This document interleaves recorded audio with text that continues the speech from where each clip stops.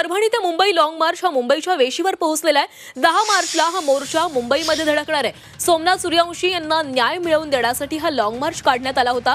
परभणी ते मुंबई 528 किलोमीटरचा प्रवास या मोर्चा पूर्ण करणार आहे। सोमनाथ सूर्यवंशी यांच्या न्यायासाठी निघालेला हा लॉंग मार्च मुंबईच्या वेशीवर आलेला आहे। नाशिकमधून निघालेला हा मोर्चा शहापूरमध्ये पोहोचलेला आहे।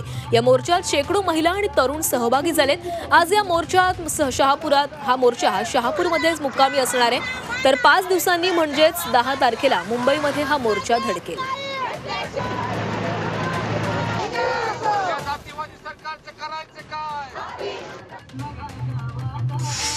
लॉंग मार्च घेऊन निघालो होतो। नाशिकला आमचं प्रशासनासोबत चर्चा होत होती कंटिन्यू, आणि नाशिकला एक मागणी आमची त्यांनी पूर्ण केली की 4 जण सस्पेंड केले पोलीसवाले, आणि बाकी मागण्यांसाठी त्यांनी आम्हाला टाइम मागितला। तर आम्ही त्यांना टाइम दिला, पण त्यांनी काहीच केलं नाही।